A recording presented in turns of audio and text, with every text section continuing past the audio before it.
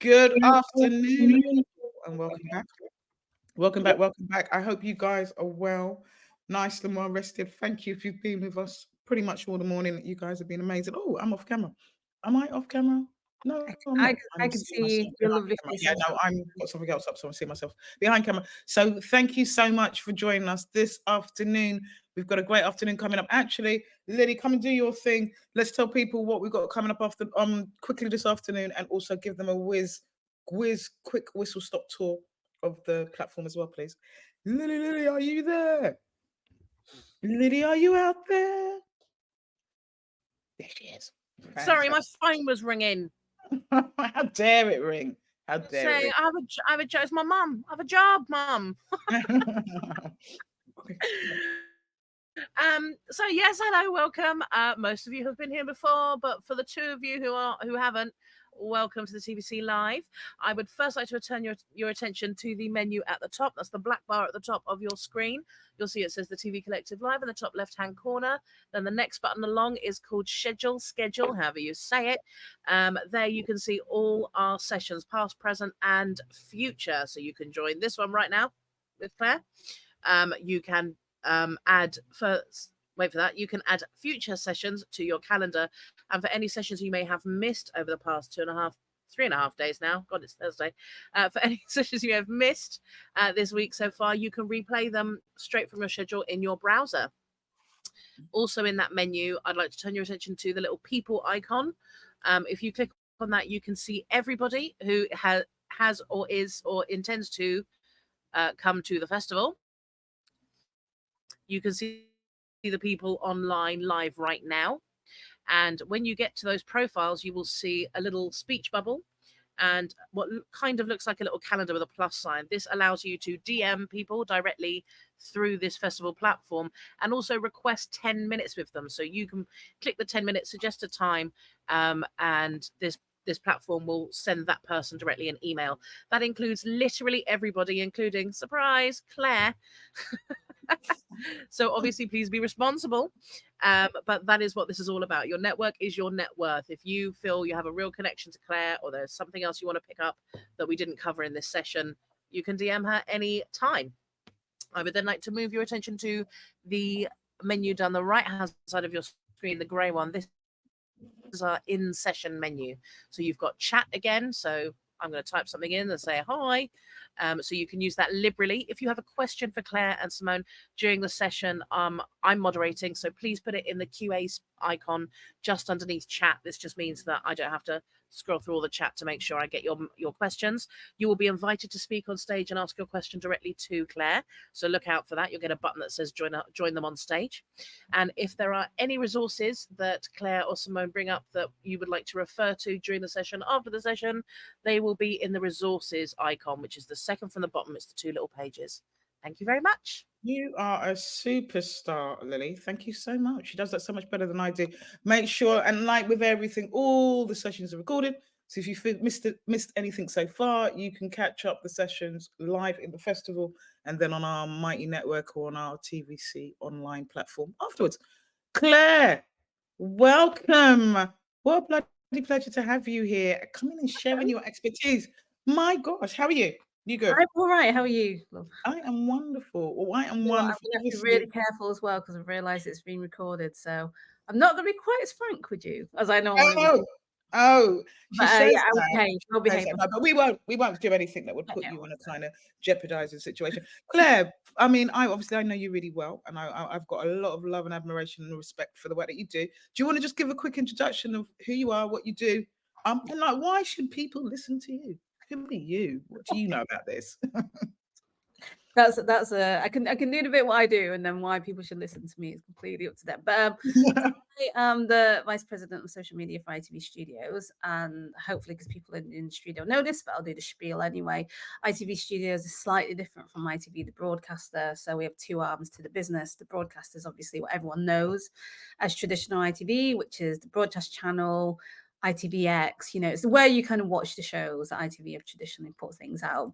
I work with ITV Studios, which is actually made up of about 60 different labels around the world. So not just in the UK, we have ITV Studios in America, ITV Studios in Australia. We have lots of little drama arms over in Spain and Italy. So, it's quite an internationally known kind of umbrella studios that works with all little studios. I say little, but actually we have some quite big studios in there as well. We have people like World Productions, who people will know for doing like Line of Duty producer. They did The Gathering with Channel 4 quite recently. We have people like Tomorrow Studios, who are currently starting series 2 of One Piece for Netflix. We have Key Street, who have done the most amazing thing, which is be in the top 10 most watched Netflix shows ever. So if we're talking every show that Netflix has ever broadcast, from Stranger Things to Bridgerton, Key Street's Fool Me Once is number 8 in that list. So, then we also do our like legacy shows as well, called The Voice, things like The Voice, The Chase, Love Island, which aren't just in the UK, but have traveled all around the world. I think there's something ridiculous, like 40 versions of Come Dine With Me, which is one of the other things that we do as well. So that's who I do. I work with the labels mainly in the UK. So my job is, if, we're looking at a new show, I try and work with the label to try and launch it in the UK to make sure it's as successful as we can, so then we can sell it abroad, sell that format abroad, but also, work with all the broadcasters here to make sure that it works for them as well. And your role is like, you look after specifically social media, right? So you're kind of looking after, just tell us a little bit about that and what that kind of entails in terms of so obviously social media has been one of those, it's been around for a while now, so I don't have to do that. It's news speech, which I used to have to do about 5-10 years ago. So people now know what it is. It's the social platforms that go alongside your show. So it's Twitter, well, not Twitter, X. It's Instagram, it's Facebook, it's TikTok, it's, we've done stuff on Snapchat. I do quite a lot on LinkedIn as well, because I look after our business accounts on ITV Studios as well. So it's those kind of social networks that people will discover your shows on, because, the days of, I wish, but the days of there being 4 TV channels and people going, what do I do with my time in the evening? I will go on these 4 TV channels, is long gone. We know that people have lots and lots and lots of variety of where they spend their time. And we're really aware that social media is one of those, especially if you've got one of these things, which is a mobile phone. And that is likely where you'll be going in your free time. So just for our shows to even be discovered as a marketing tool, social media is really important to us. And we have 2 levels of it. One, it's what we call organic, which is where you don't have to pay, where everyone can set up a social media channel. It takes 10 seconds. You put a name on it, you add a picture, you start posting. And then there's the paid side as well, which is a bit more strategic and a bit more about being targeted, knowing who your audience is, how you spend that money to get the best outcome that you can. And you can do things on performance you can't do organically. So for example, on TikTok, you can only put one link on TikTok, and that's the link in bio. You cannot put a TikTok and then go, click on this link to go and watch the show. Not doable, but you can do it if you use paid. So it's like 2 different worlds of what we call performance marketing, which is where you want a result, and then organic marketing, which is much more about brand and awareness and engagement and community and all those sorts of things. Wonderful. And I want to get into that in a minute, because obviously the kind of aim of this session is to kind of really give some really clear and good tips for people, not only to kind of uplift their profile, for their own personal profile, but their content profile as well. Before we kind of jump into that, and guys, please, this is your session. I encourage you and invite you to put questions and comments in chat as they come up. Don't be frightened. And if you're not doing it because you think I'm going to pull you up on stage, you just have to say you don't want to go on stage, and I won't pull you up. So I hope me putting you up on stage does not put anybody off, but this is our conversation, and more importantly, your conversations. So please get involved. Claire, how did you get involved? Did you start life as a TV producer? How did you find yourself in this space? Why, how, and why? Yeah. So I feel like, everyone makes this meme about how can you been doing social media for 15 years. I am the person who did social media 15 years ago. So, I tried to get into TV, and I'll be honest, it was really hard. I did all the steps you're supposed to do. I did the degree in media studies. I did the work experience with BBC. I did the shadowing with, at the time, with Mentor. Couldn't get in for love nor money. So I ended up having to do community media. And the thing about community media is they are way ahead of the game in a lot of Wow. ways, because they can experiment with things that, you know, because of guidelines and copyrights and some that big broadcasters probably couldn't do. So I was streaming on the internet in 2007, and we were using, I know, and we were using what was then MySpace and YouTube to try and promote this to people, because obviously that was like free marketing back in the day, and they were new platforms. So when I did that, and then I finally got my like foot into the door at the BBC, and I did Songs of Praise. I'd already spent 2 years like doing live streaming on the internet. It wasn't like super great quality, but it was fast. We were shooting VTs in a day and getting out on the same day. So it was kind of more like news. And then when I went into live TV, and it was like it took 4 months to film a 3-minute VT. And I was like, what the heck is this world? Why is it so slow? Like, I should have been able to get the story, film it, edit it, and have it out in one day. So I figured then that that TV probably wasn't for me, but I still wanted to stay in the area. So luckily a job in Strictly came up for their social media side, which again was still quite new, but had been established for a couple of years. So that was a great place to experiment, you know, to learn about doing behind the scenes, to like get on set and get on location, but also really discover what was working for the platforms. I took that to daytime and ITV. So I was running This Morning channels. You know, I was working across Loose Women, where we were doing really innovative stuff like the first live vote between an audience and a live show we did on This Morning back in like 2010. So, you know, and then I've kind of basically seen the world of social flip with TV. So it used to be that social was kind of the cheap cousin, like give them the scraps in the corner. And now people realize it's actually a key part of everything you should be doing, especially as linear viewing has changed quite considerably. Yeah, definitely. Claire, can you give us a campaign that you've headed up or you've worked on that you've been particularly proud of, that have worked really, really well, and any universal lessons that you got from that campaign? Yeah, so I've worked on a number of big shows. Like I said, I've done Strictly. I worked on This Morning, which was brilliant, really brilliant for social media because it's live and it's like a daily magazine show, so it's got lots of stuff. I'm really proud of the work I did with a show called The Greatest Dancer. So it got 2 series, and it was a Fremantle production, but it did really well in the first series. You know, we managed to build a fan base up from scratch, really, and even now like the YouTube views are in the millions for that show, even though people don't watch the show. You know, it hasn't been on air for a while as well. And in the last couple of years, we've launched a couple of shows like on Channel 4 around Scared of the Dark and The Wood and Money, which have done quite well. But actually, probably the thing that I really loved doing the best wasn't a TV show. It was for Thomas Cook Airlines, which Oh, sounds, again, a bit like, I know it's a bit like, what? So, but this just shows you can bring it across. You don't have to work TV to do social media. It was Thomas Cook Airlines. They just gave me the budget. I was completely in charge of it. They went, do what you want. And I oh, was like, wow. great. And I did this campaign called Take Over Our Trip. And I got to travel to New York and Spain and Turkey. I took some, you know, celebs out with me to like kind of host it, but we basically let the audience decide what we should do. So we would go to New York and go, should we go to the top of the Empire State Building, or should we go on a horse-ridden carriage through, Oh, you know, wow. the park? And obviously it was all paid for, so I basically got to experience New York in the most amazing way and get all these people, you know, and it worked as well, because the bottom line result of that was more people wanted to go to New York as a result, and we sold tickets. So that was like a brilliant campaign. I really enjoyed that, and that got shortlisted for quite a few social media awards. And then on Corrie for the 60th anniversary in lockdown, so this was especially hard. We did a live escape game on the Corrie set with Jason Manford. So we locked Jason Manford in the pub at the Corrie, and then 4 cast members had to do little escape games in the section of Corrie to try and like get him out.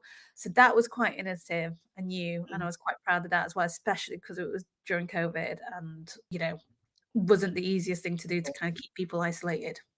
You can get that. I'm going to go to the kind of universal lessons in a minute, What's one of the, and I know you'll share because I know I've known you long enough. What is one of the campaigns that you were least happy about? And what was the things that made it not work as well as you'd have liked? Um, so it was my best, but it was also my least. That kind of Thomas Cook one was also one of the least ones that Right. didn't work as well for us. And we went to 3 locations, and one of the locations was Spain. And that didn't work well because the person who we took with us just was not engaging at all. And it's things that I thought they would be up for doing, they were just totally not up for doing, and they were just like, "No, I'm not gonna do that." And Oh it wow. kind of just threw everything skew with. So is what I've learned is like get someone who is engaged, get someone to Mm. have to be on screen, manage their expectations up front of what you're going to be doing. And if not, you're stuck with this person for 3.5 nights. And you, and you've got to Just get on being with it. miserable, which isn't fun. Which isn't Yeah, fun. which isn't fun and it's hard. And then I don't have any content because if they're not Mm. willing to do it, and this was this was 2019, so it's before we did collabs.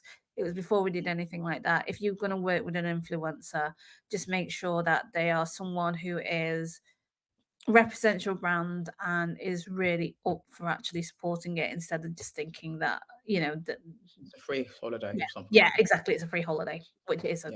Yeah. Yeah. Yeah, and nothing, as in this world we all know, nothing really comes free, does it? Everything's got a price, even if even if it's not monetary, and if it comes later on. So, all right. So most of the people on the call, I'm assuming, are content producers or producers in their own right, and want to uplift or kind of want to up their profile of Yeah. themselves or their content. What are firstly the kind of biggest mistakes, kind of being in the space? What are the biggest mistakes? Let's start in a negative and then kind of build to a wonderful crescendo, right? So what are the biggest mistakes or the kind of common mistakes that you see a lot of people doing on social media when they're trying to kind of promote themselves or their work? Okay. So the biggest mistake is not being there in the first place. There's a thing about especially around I think people are really good at like kind of lifestyle social media. So they'll be great at like Instagram, or if they're somewhat, like they might be on TikTok, but maybe they're not on LinkedIn. And you kind of need to be on LinkedIn. So even if you kind of go, oh, the industry doesn't do LinkedIn, it does. Everything professional that you do should be on there. And that LinkedIn profile of yours should be up to date because if someone Googles your name, which is how they're going to try and find out how you do stuff, if you're not on LinkedIn and if you're not open, if it doesn't describe what you've done really clearly, that's really hard. And then it's your platform to then say why you're so good in the industry as well. So absolutely, yes, you can take a photo of you on set with a celeb, which is like great, yeah, great for the frills. But actually, in terms of going, I've done this, which has been greenlit. I've managed a production budget, which is this massive. I've got a show which has got this ratings.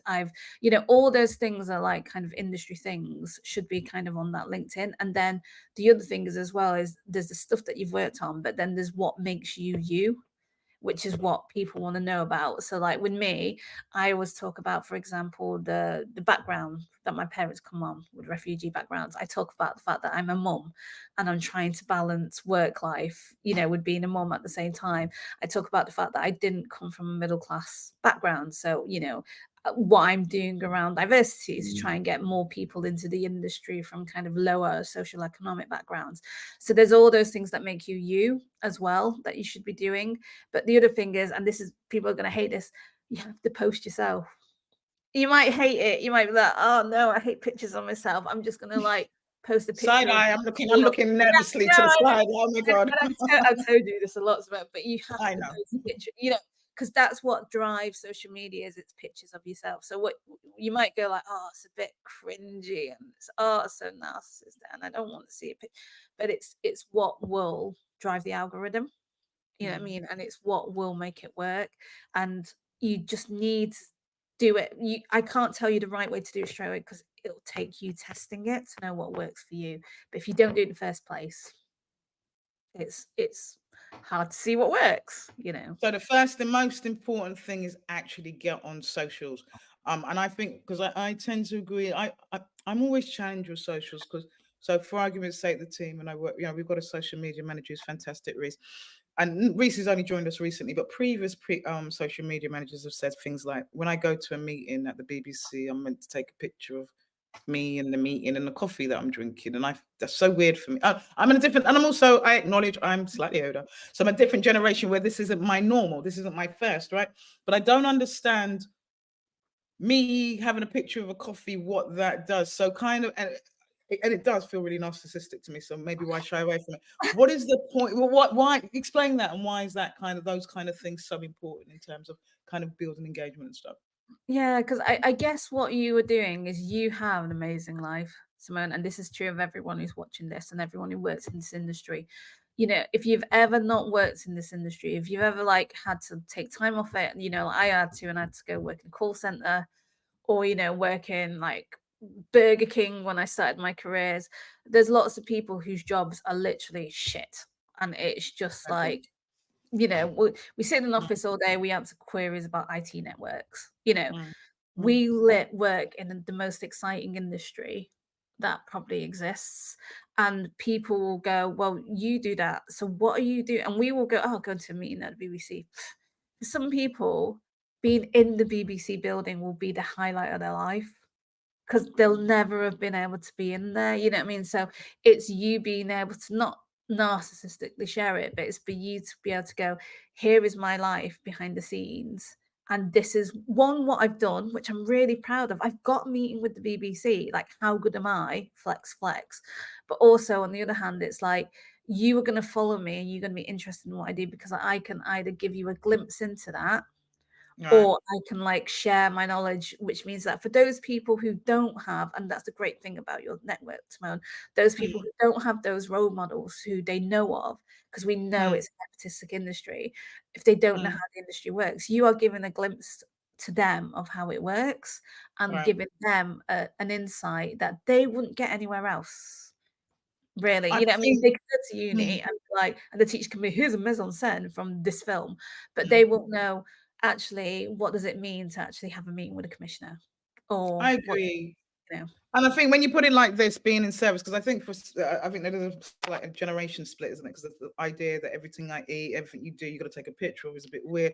But when you put it in terms of being in service and kind of giving somebody an insight or having a reason for doing it, it makes it far more palatable. We're going to kind of come back to that in terms of. So you talked about LinkedIn. I just want to go back to this idea. So LinkedIn, we should all definitely be on, because it's the professional platform. What other platforms should we be using? Just give us a kind of overview very quickly of what platforms we should be using and what for, and how we should be using it. Yeah, I mean, everyone knows, I mean, it was new a few years ago, but TikTok is, so the way social media platforms work is that everyone has one limited asset, which is your time. So it doesn't matter how old you are, how rich you are, how where you live in the world or whatever. Everyone has 24 hours a day, and that 24-hour day is probably the most valuable thing now, because I can't get more of it. So if I decide to spend an hour with you, that's really, really valuable. Social media platforms came along in a world of TV and radio and newspapers that were dominating people's time, and then went and basically went, we are free. You don't have to pay to use us like a newspaper. You don't have to pay for us like a magazine. You can tune us into radio, but we are visual as well. You know, and they what they gave was businesses the opportunity to market without paying for anything. Because if you've ever done marketing, it's not a cheap industry. You know, when you're a naive kid, you're like, oh, I've got a band playing, I'll put a poster on a wall. You can't even do that actually, because they'll rip your poster down. You can Exactly that. plan out flight. So it's actually really hard to, like, all those things where people go, oh, but I've seen the TV ad, has been like £1 million industry. You know, you don't get a TV ad until you spent hundreds of thousands on making the ad, and then spending the time on the airtime, and then making sure that people have seen it on the ad. So what social media did was go, hey, small companies, get it for free. But also, all creative people like me, like when I went to uni, the only way I could get anything, you know, anything on was to print it on a DVD and send it to a film festival. And I remember carting around all these DVDs going, please someone watch my DVD so you can see what I Yeah. can actually do. And no one gave a shit, because they were like, whereas now it's like, if I'm a creative, or if you're creative, or young people, anyone is creative, there is a platform out there where you can upload it and go, Look, have a look at this. Yeah. Yeah, are you interested? Have a look. And that's good because that gateway of like you can't content has been taken away. The bad thing is we are now so far along in this world that everyone can do it. So Yeah. anyone with a phone can do it. So it's how do you stand out Exactly. when every 12-year-old, but also every 40-year-old who's had professional access to professional kit training, how do you compete with them? And it's hard. So what there are something you can do. You can try and do things that support the algorithm. So on TikTok, for example, they're really keen that they judge it on how much of the video someone's watched. So if you do something like a 1 minute video and your first 10 seconds are rubbish and people don't watch it anymore, TikTok will go, we're not going to send that out to many more people. The way it works, all the algorithms, the way they work is they'll go, we'll send it to a test set people. So maybe people who follow you, people who watch stuff similar to you, we'll send it to about 100 people and we'll see how much of that video is watched or engaged with. And that means, do people like it? Are they commenting? All that stuff. So if you have a 1 minute video and like 90% of people have tuned out at 10 seconds, the algorithm will go, 10% of that was watched. It's shit. We're not sending it anywhere else. So that's why your Wow. views will stall at like the tens or hundreds. You know what I mean? Yeah. If it's good, but say for example, you put a 10-second video out Mhm. and it's really fun, it's really quirky. People don't just watch it once, but they'll watch it again. And you'll see this with the best kind of content makers on social media. They'll start at they'll start at the end. So if they're cooking a dish, they'll show you the end of the dish, and then the end of the video will be them actually going, and here's a dish, because you'll have gone right back to the beginning again. They'll have gone, oh, not only have you watched the 10 seconds, you've gone back and re-watched it again. So you've watched 150% of the video. So even though it's only 15 seconds, which is, or 10 seconds, it's the same 10 seconds as a 1 minute video, it's 150% actually Right. of the video. Yeah. So then that way they go, okay, so that's been, that people watch that a lot more. Let's send that out to 1,000 people now instead. And then are people liking it? Are they engaging with it? Are you engaging with the people engaged with it? And this is the biggest mistake a lot of people make. They think my Mhm. job is done when I've uploaded it, published it. My job is done.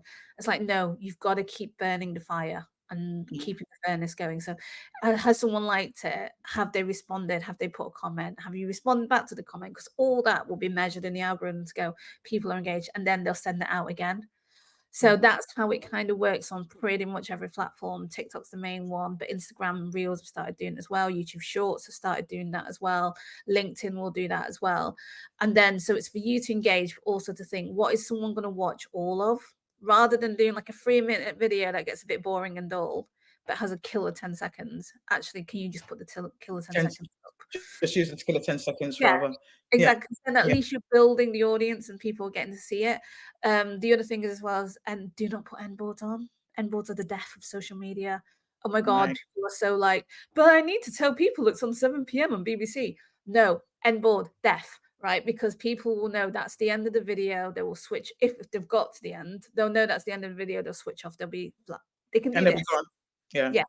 So the And first the idea is to keep them engaging with your content as much as possible, rewatching them. Right.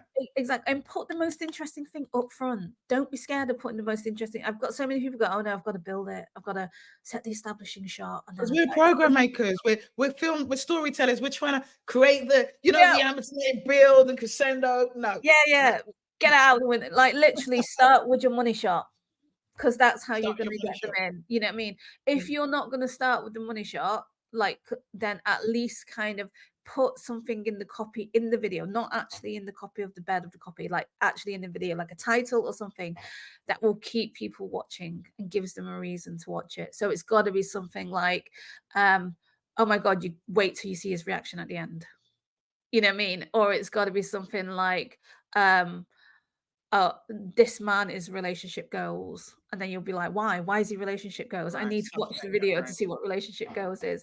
Or, Yeah. like 90s, there's lots of like great archive stuff out there at the moment when people put it back up and they're like, oh my God, 90s TV programming was insane. And then you'll be like, why was it insane? And then you'll want to watch the end of the clip. You know what I mean? So you've got to put those things right up front to be like, this is why you have to stay here and Mhm. watch this video. But Mhm. that's again slightly different from you as a person. That's more like what you want to promote, and that's the content you want to make. You as a person has to be a bit more about why someone would be interested in you, and that's all about you and your personal brand, and like who you are and what value you've got to add. Because the other thing is, as well, is this is where the narcissistic thing comes in. Yes, it is narcissistic if you just talk about yourself. Like, so if you go on a date, Simone, and you spend the entire time going, I'm on a date with a new person, I'm going to spend the entire day just talking about myself, then obviously they're just going to be like, But that's uh, how I find my social media. To be honest with you, that's how I receive a lot of the social media. Or when that's my listening when I'm being asked to do a video because it just feels like that. I'm just, that's it's what not you feel like. me, it's me. Mm, But if you think of it as like, what value are you adding to that other person? You know what I mean? mm, So think of it, get it outside the date fit and think actually it's like an interview, or it's like mm, a guide thing. mm. What can I do that is useful to other people? You know, how am I uplifting a whole sector of people, or how am I showcasing, what other people are doing, or how am I giving them a glimpse into a world that given this They don't know. really helpful. Yeah, exactly. So if you can do stuff like that, so again, and sometimes it's just your story will be enough. It doesn't have to be like, here's the top tip and takeaway. Sometimes it can just be the fact that you said, like, I went to some women's digital event yesterday, and I was just talking about how I've got into, and so many people came up and went, oh my God, I so identified with that because I am a new mum. Or I am really quiet in meetings and I never know if I should talk up, or I have been made redundant and it really bashed my confidence. And sometimes just hearing someone else go through it is enough for them to go, oh my God, I'm normal, Mm, or this isn't something to be ashamed of. So if that's the other bit that you can, especially someone like you, Simone, who's like really in the industry and knows all these great, amazing people and have, helped so many other people like find their way through. And it's a complicated way. It's a really complicated industry, you know what I mean, to get on the right side of. You can provide like, and I'm sure other people on this call as well can provide absolutely. that Mm. guidance for other That kind of an people. insight. Yeah. Because the other thing I think to strike the balance of is that I've been having this conversation ongoing for a little while, that I get a sense that, like in terms of self-help, and there's lots of kind of good, live your life like this and be your best self and all that people are oversaturated with that. So there's just too much of everybody thinks that they're an armchair guru and trying to, and I suppose it's that same thing of how do you cut through. So even if you're trying to be in service, because I love the idea, and I think that's been a running theme of the festival, that actually when you're in service or when you're doing something to kind of help other people, it just gives it a little distance from yourself, so it makes it a little easier to show up. If you're trying to be in service, how do you kind of avoid being too preachy or kind of falling into cliches that people are kind of just rolling their eyes at already? Is that about authenticity? How do you make sure that you are, and that you don't become narcissistic as well? Because I do think that we all kind of slip slightly into a narcissistic kind of space as well. Yeah, and you know what? And there's nothing wrong with celebrating yourself, I would say, Mhm. firstly, Totally. because that's the bit that seems narcissistic, right? I've won an award, or I've just been nominated for it. It seems like, oh my God, like, oh, why am I rubbing it? But actually, there's nothing wrong with celebrating yourself because Mm. no one else is going to be your cheerleader. So those days of thinking you are Eliza Doolittle or Cinderella, and someone's going to come along and be like, oh my God, you should be in show business. You're amazing. Never Not gonna happened. We know that. We know who's on the screen is on the screen because they are fucking grafted since they were happen. young. They've gone to every, so it's kind of like that. So no one else is going to be your cheerleader. You'd have to kind of be your cheerleader. So that's the good bits that you talk about yourself, which is fine. The other bits in terms of like how you identify about it is I think there has to be authenticity. So I would never talk about something that I don't know anything about. You know what I mean? So I am not in the LGBTQ community, for example. So I would never sit there and go, oh, I totally identify with this. But I might be, I'm going to Pride because I want to be a good ally and I want to learn Mm. how to be the best ally. Or, you know what, I made this mistake. Please don't jump on me. But I'd love some advice and guidance about the Mm. community out there about how I should be doing this a bit better.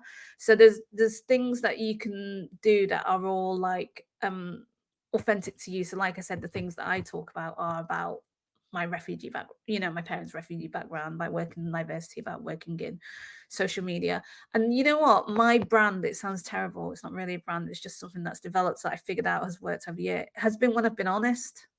Because Right. people are like, oh, you're really open about it. And I am, because I'm like, I'm not gonna lie about the fact that my parents came on a boat Mm. It's what happened, and it's true. And actually, Oh, I that's see that. who I am. You know what I Yeah. mean? So why not talk about that, or why not? And it gives me a right to talk about it when other people are then discussing things like refugee, because I can go, well, actually, as someone who's grown up and now I think contributed to society as a result of being a refugee child, Mm. I've got a right to talk about it. So I think it has to be that level of authenticity and something that you feel really strongly about, but also however open you're happy about talking about it. You Mm. know, don't force yourself to be a voice Kind if of you be out there exposing yeah, your yeah. whole entire personal life if you don't feel you need to. Because I do feel that people use it to kind of get validation. Like I've still got a bit of icks with social media that I'm trying to get it. And I think that's more of a generational thing, you know, because I just grew up Yeah. in a time where social media wasn't so kind of concerned. So I'm still trying to wrap my head around. In terms of social media, how regular is there any? So we've done this festival for argument's sake. Would it have been okay to just kind of post a couple of times about the festival? I think you talked about earlier on about kind of really interacting. What's that balance? How regular are you meant to be posting? Is there a time where you can oversaturate or undersaturate? How do you get the balance right? Yeah, and it's a really hard one because I wish there was like 3 times a An week. answer. And I Yeah. was right. And it never it depends on like what is going on at the time and Right. also like what you've got to say. But you know, like so you've got this festival on now, Simone. Of Mm. course, you're gonna post a lot more Yeah. normally than you would. But I think what the best social media people do is they have like at least a minimum, it's a bit of a wanky word, but it's called cadence. So it's like if you were going to build an audience, at least let them know what to expect. So the Sidemen are really good at this. So that they're brilliant YouTubers. They like make some great content. They never miss a Sunday. They have a thing called Sidemen Sunday, and they are dedicated to making sure. I've worked with them on a couple of things, and I've gone, oh, we might miss that, or you might, and they've gone like, no, if we miss it, we disappoint our fans, and their priority is we do not disappoint our fans, because Mm. if they miss it or they don't get something out or something is different from what they're Mm. used to. So I've done things before, I've gone, oh, can we reveal that? And they've gone, no, because the way that the audience are used to is us dropping this on this day. Mm. So if you can get to the point where you're getting at least people to go, all right, I might not check in on you every day, but I know on Sunday you're going to release This something. thing is happening on that particular Yeah, day. exactly. Whereas if you're sporadic and you're a bit random, a bit all over the place, it's a lot harder. But Mhm. there's kind of two benefits to not posting that regularly, which is the fact that when you do post, what the social media platform goes is you haven't done it for a while, so we're going to send it out to a lot more people than you Mm. have. But and that's like the one benefit. But then it's you've got to get something regular. So if you don't post, then the thing is all the people get used to it, you don't get anything, and then you don't come up with people's timelines again. And like I've said to you, Simone, like they will identify who this is useful to by who's engaged with it. So I've said to you Yeah. loads, like, because I engage with all your stuff on LinkedIn, I now Mm. see every post that comes up. But Mm. if that was too much, then I'd be like, oh, I don't want to see that anymore. And then you would I get lose it. me. Whereas, I get it. like, if I didn't know you existed in the first place and I haven't even liked a post, then I will never see the next 10 posts Wow. that you post. So you have to then think about, like, are the posts that you're doing, are you thinking about your audience? Are you thinking about what they want to see? And this is why one thing that has happened a lot in social now is niche audiences. And Mm. it's much better to reach niche audiences. So if you're someone who goes, I really love ballet slippers from 15th century Scotland, Mm. you can probably find an audience easier than if you were going, I'm trying to Very good tag question. every family and every person under the age of 45 in the UK. It'd probably be like, well, what are you going to find that connects Mm. every person under 45 in the UK? So again, this is a TikTok thing. What they say is find one or two, the way to think of it, one or two big hashtags and then 4 niche ones. Mm. You know what I mean? So if I want to talk about, I don't know, working in the TV industry, if I don't know, Love Island is trending that time, I want Love Island as my big one, and then I Mm. want hashtag behind the scenes, hashtag TV producer live, you know what I mean? So then Oh, I can okay. I can then like narrow it down to what people are more interested in. Well, let's So do hashtags. Talk to me about hashtags. So hashtags, it's not just the way for me. It's not like a way for me to express emotion. I'm feeling hot today. So it's not hashtag I'm hot. It's not that. Hashtag's a little bit more than that, right? know What what? is hashtags? It's evolved. So hashtags used to be everything from a way of discovering what you were talking about, especially on like X and Twitter. You know, Yeah. everyone used to have to put hashtags to say, this is the thing I'm talking about, hashtag joining in the conversation. Whereas Mm. it doesn't have to be so much anymore. And then it also used to be hashtags, I have a sense of humor. So it wasn't for a discovery thing, it was to go, you know, like hashtag girl with bad hair. So it was like a Yeah. bit more of a kind of explainer of what, like, who I am as a personality quirk. That bit again has fallen away a bit more, but where it is still relevant, especially on TikTok, is to help you identify to the TikTok algorithm your audience. Right. Because you won't necessarily, it will find some things in your videos and it'll work out what you're talking about. Gen AI especially is now helping with that, because especially when it's taking speech to text and going, oh, 80% of what she's talking about here is TV. She said TV Right. about 17 times. So they Right. can work out that she's talking about TV. I will serve it to someone interested in TV. But if you've then put hashtag Warrington, they'll be Mm. like, oh, she's labeled Warrington. We're gonna find the people in Warrington and make sure that they know that this is something that she's finding relevant to as well. And it's the same with Instagram. It's less so in, say, YouTube. It's less so even now these days in Twitter or X, unless it becomes a hashtag itself that has grown rather than the topic. So say if people were talking about, I don't know, Big Brother or something like that, if the hashtag Big Brother itself has become the big hashtag, that's the thing to jump on rather than just Right. talking about Trying to Big create Brother. a new one. So yeah, Yeah. so you just need to kind of like, and this So is why let me explain. So hashtags, just so that I'm clear. So a hashtag is essentially how people find your content, or is a way to kind of have the computer kind of send it or service it to the right types of people. Just so that we're really clear in terms of hashtags. And what yeah, it is. it's a signal to say this is what this is talking about, you know, Right. both to your audience but also to the algorithm that you're talking to on social media as Mhm, well. mhm. So it's Yeah. important to kind of think, and you can help by some of the hashtags have how many posts they've had with similar hashtags. So would it be useful to kind of select those with bigger, you know, so that you can go to a bigger Yeah, audience? like, Is that how it so works? it's like countdown with the numbers, one big number and four small ones. You know what I Right. mean? That's what Yeah. you want to do. You want like your one big Yes. number and your four small ones. So your one big number will get you on the overarching topic, you know, cooking, fashion, makeup, TV shows, whatever.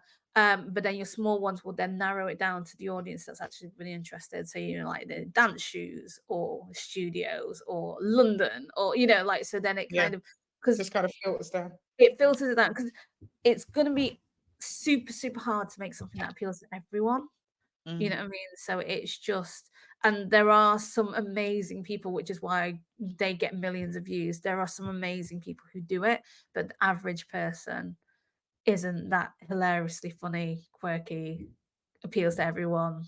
It's not. So find your niche and then Yeah. build your audience from there.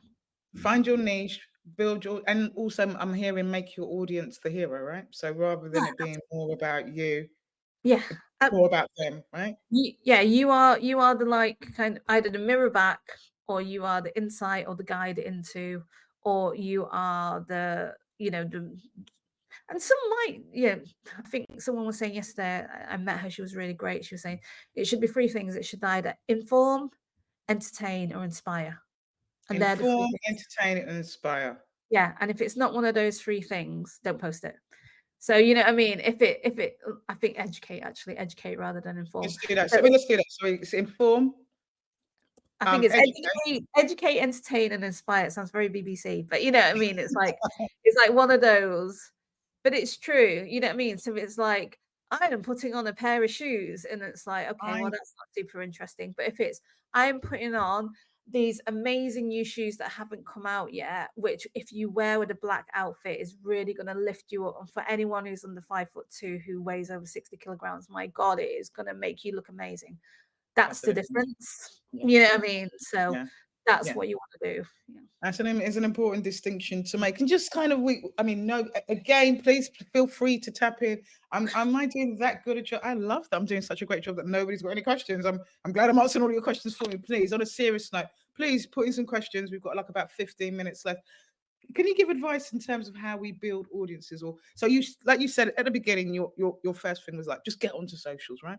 So I get onto socials and I'm feeling really good, but I've only got like, I started TikTok about a month ago. I was really impressed, and I have like 20 followers. I think Reese has done a better job. He's like, we're kind of now moving up. But like, how do you get followers? What do you do? How do you do that? And I'm lucky because I've got a community that knows me, and obviously TV Collector's been around. So it's just about people kind of, and like, I can see a lot of our followers finding us on TikTok. But if I've got a new project, I'm kind of new and I want to start, what are the ways that I can kind of build audiences? What should I be doing? And it's really fucking hard. Right now is the hardest it's ever been. Right. I'm not going to lie to people and say this is a really easy thing to do, because there are now so many people who have discovered this. You know, there's people who do it professionally. They make their livings off the fact that they do really good content on social media. You do have to consider, and this is where the paid bit comes in. If you are doing everything you can organically, if you are making amazing content, if you are trying to follow the algorithms, if you're putting your face in front of everything, if you're entertaining, if you're doing all those things and it's not moving the dial, you have to now consider paid. So it's where you have to then go, okay, I actually am going to put some money, give some money to them to reach the people I need to reach, because that might give the boost under the rocket that will then make other people actually see it. So people who will never have seen it organically because it's just not seeing enough people at the beginning, or there's not enough people following me, or you know, the people it's reaching aren't the people that are engaging with it, then I might need to put some money into it. And the good thing is it can be as small as £20 a day. Yeah, that's what I'm gonna say. It's quite cheap, isn't it? And when you say £20 a day, sometimes you'll so like I think with Insta and some of these things, like you can do like £6 a day or £5 a day. Is that worth it? Is those little kind of, does that make a difference? Yeah, I mean, Yeah. if you think it will help you reach, they will tell you as well. They'll like put £17 on this, and you reach 2,000 people. If you Yeah. kind of think actually 2,000 people is going to move the dial on this, and Mhm. 2,000 are the right people, by the way, you know what I mean? Not just like 2,000 randoms. It's got, you know, if we've done things with things like proper commercial products, like selling tickets to Ninja Warrior UK, for example. Like I would never say to those guys, you are a Leeds-based Ninja Warrior, just target 2,000 people in the UK, because it'd be like, well, not everyone lives in Leeds. So it's only Right. relevant to people who lived in Leeds. So it's like Mm. target 2,000 people live in Leeds. Oh, and also 2,000 people have kids. Oh, and also the people who Yeah, so kids being have got a bit of free time. You know what I mean? So yeah, so you're then going again, I'm identifying the right audience that this is going to be relevant to, rather than trying to hit everyone, because at least that way, if you wouldn't have got seen in front of them, it puts it in front of it. And then this is your challenge, is now that you've spent money to get in front of them, what are you going to do to make sure that they continue getting engaged with you and they continue you know, like, so are you going to ask them a question which will make them engage with you? Are you going to say something like drop a like, you know what I mean, or if you love this, please follow us? Are you going to do something where you're going to like name check, you know, like people who, what is it you're going to do that will then, now that you sent some money to get in front of them, keep it? The main thing not to do is to do ads. And it's really hard to, because this is what all the big companies do, and they're right to do it. It sounds awful because it sounds like I'm contradicting myself. Big companies are right to do ads because big companies know they spend millions of pounds making sure you know who they are. So you know Coca-Cola is, and you know Lil is, and Pepsi is, and all that. And that's the reason you know them, is because they've done something where they've spent millions of pounds and years getting their brand in front of you. So that's what they will carry on doing. They will not stop going Pepsi, Cola, Lilt, anything in front of them. But if you're a small brand, you don't have the Pepsi Cola Lilt behind you. You don't have the Max Factor knowledge, or maybe it's Maybelline. You don't have that. So you're just trying to get yourself, or you're just trying to get your very small thing off at the beginning. So what you have to then just do is still follow all the tricks that other native, would call social media people do. If you put an ad, I guarantee you a 16-year-old looking at it as an ad flip. If you put really heavy graphics on that aren't like fun graphics, so they're not like emojis, or they're not like pulling, if it's like a company logo, flick, I can guarantee they'll go off your thing. If you start with like a 33-second intro that is like really like for you to set the scene, flick, they will be gone. And that's why, start with your money shot, start with the most exciting thing, or make sure you've got a piece of copy that gives a reason as to why people should do it, and use the things that they give you. So the biggest mistake I see a lot of people do is edit everything in like Premiere or they'll have done the whole thing like on a video and it'll look really slick and they'll just upload the video and they'll be like, oh, done.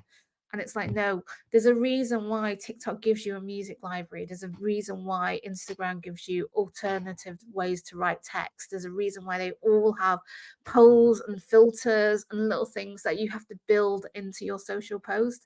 Use them. You know what I mean? Because especially on TikTok, less so on Instagram, because Instagram actually, bizarrely, don't really care. But TikTok really want to know that you have natively used their TikTok tools. Right, so So they want you to use it, and it would yeah, kind of boost the algorithms. exactly. They want to go that this is a TikTok.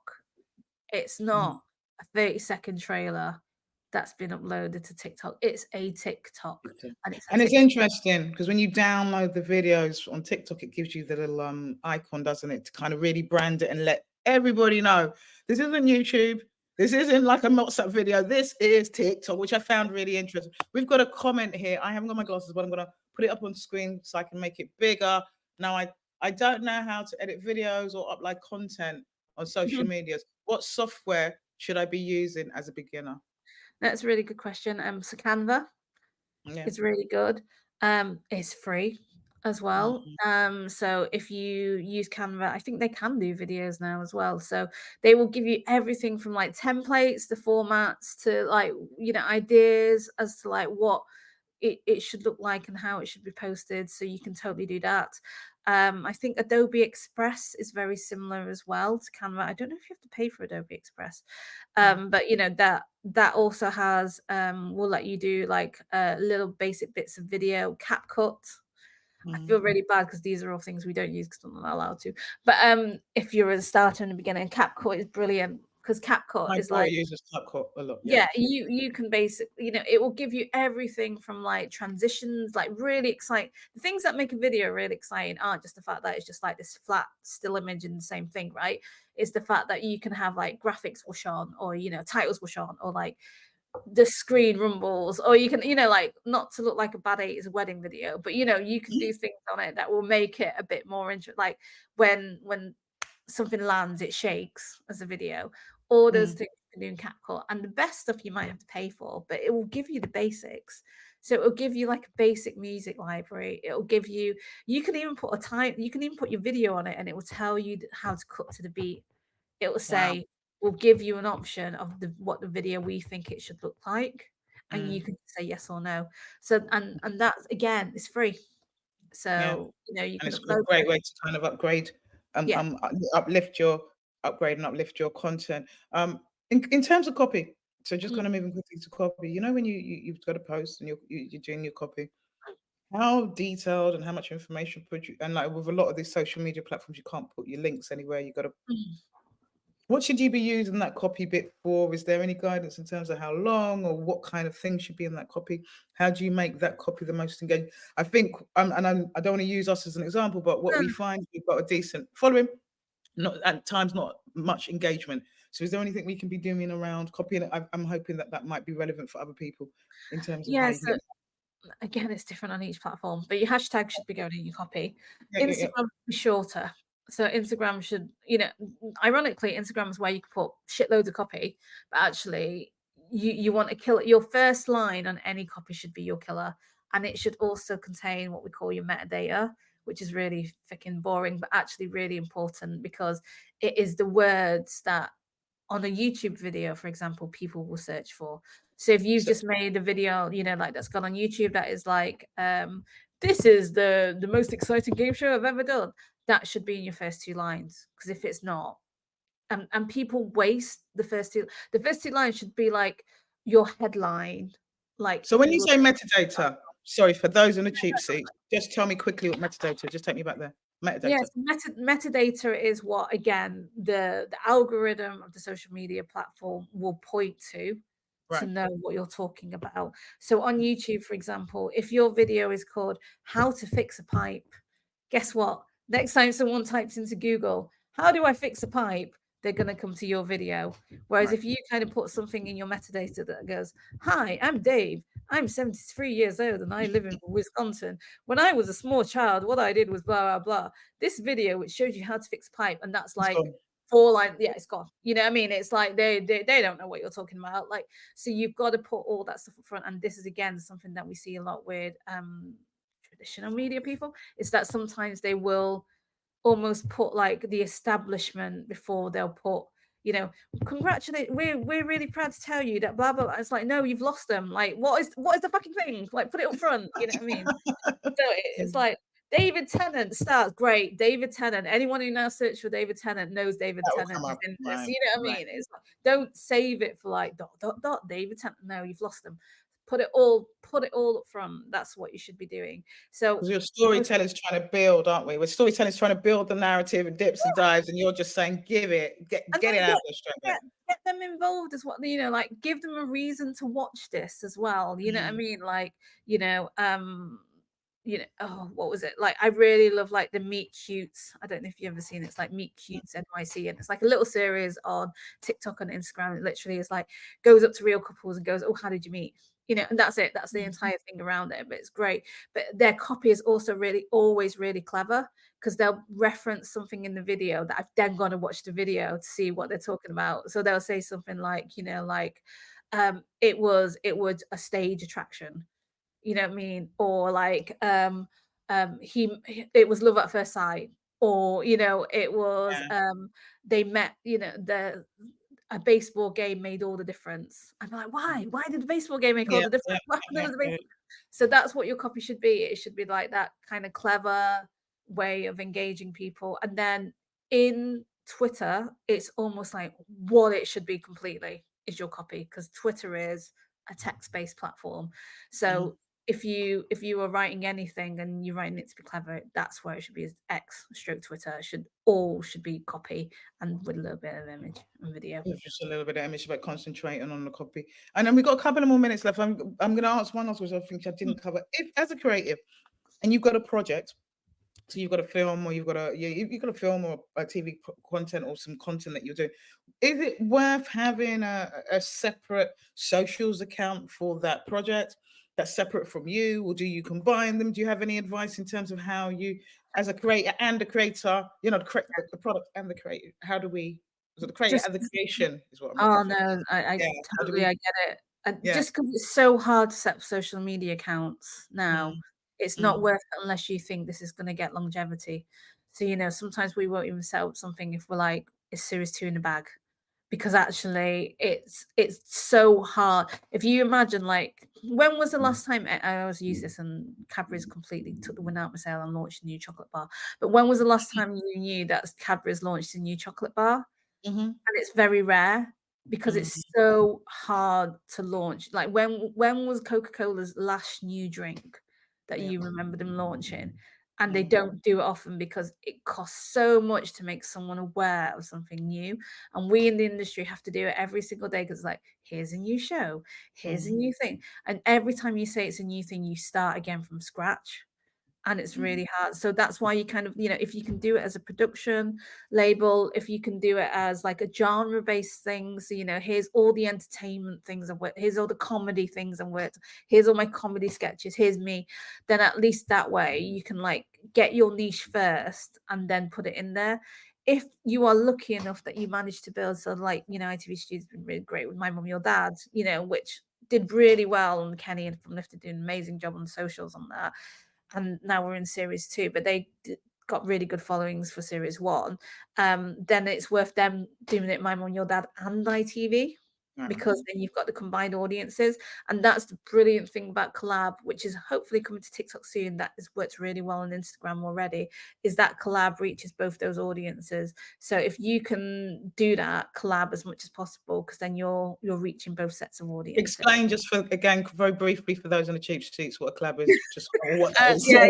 No, a collab is like a level up from tagging. So if you are in something with someone and you can collab with them, it doesn't just tag them, it also puts it out on their news feed and their social media feed, as well as your social media feed. So their audience sees it, not As well just as because yours. they've chosen to share it, because of the fact that it's gone out on their platform as well. And you So have to, do you have to ask permission for people? Obviously, yes, I'm you assuming you'd have to you ask can. So there will always be one platform which is the one that posts it, and they ask someone else to collab, and then the other person accepts the collab. So whoever wants the stats is the Mm. person that should put it out. So if you Okay. want the stats and the main thing to be from this channel, they should put it out. Other people should collab with them. Otherwise, you won't see the stats. So I'd say, Wow. or it doesn't go on your stats. Claire, that was amazing. It kind of feels like we could do like a whole month with you. There's so much to learn. No, but it's like a new platform. And I was saying, like we had a session with the data guy in Global Insights, and he's talking about how many people are using kind of user generated content and how many people are on socials. So it's becoming a really integral and important part of what we do. So it's so important that we wrap our heads around at least the basics. Yeah. Do you agree? Yeah, because then it will move. It will move. It moves faster than anything I know. Anything I've learned a year ago is probably out of date by now. So Yeah. that's the other thing. It's time intensive, but you kind of can't not do it now. Is there any ways, or because it moves so fast, is it just about doing it and being sensible and following trends and looking and kind of keeping, you've got to do it to understand how to do it better? Or are there any resources or places that you can suggest that kind of just make it a little easier or make that whole process of what you, because makes it all easier and more understandable? Yeah, there's lots of, and the good thing is, again, this way I'm on LinkedIn is because there's lots of people who will round up what are the new breakdowns for you. So there's a brilliant one called Lucy Hall, who Mhm. runs the Social Day Festival, and she kind of will do roundup. There's a guy, I can't remember his name. I might have them, really sorry, but he created a business that then got sold to Adobe and came into Adobe, and he does like weekly roundups. So if you're not the sort of person like, I can't be asked with this, at least he does literally will do like a 30-second roundup of what's going on. So it'll be like blah blah blah blah. But if you don't know what a collab is in the first place, it will mean nothing to you when he goes, talking about when you do collabs, you'll be like, what the fuck is that? I don't care. But so you've got to know the basics to know how it's moved on. Get the basics, but it's and like your advice is everybody should be doing it. It's kind of just integral, just kind of what we got to If do. not, at least on LinkedIn. At least get yourself on LinkedIn. At least make sure when someone is looking for you, they can find you. And when they do find you, the information they find about you is relevant. Yeah, wonderful. Thank you so much, Claire. That was absolutely bloody amazing and really informative. We've made a recording so people can refer back and watch back, and I'm sure loads of people will be kind of going through that and watching through that and running off and thinking about their own socials. Lily, jump on and tell us what's happening next. We've got an international speed networking happening soon, haven't we? No. No, we don't. The forum, it's not speed networking, it is the whole gang. It's all of us together. We're going to be dropped into the TVC forum, which is sort of like an internet void where you use your arrow keys and your keyboard to move around. Claire, please do join us. It's happening 3 minutes ago, actually. Sorry. Yeah. I'll get off and let you guys get onto that one. No, you're good. You're good. And you can come off stage. Well, maybe let Claire go backstage. If you've got to run. Claire, thank you so much. If you've got to go, we appreciate you. Thank you so much, and we'll see you soon.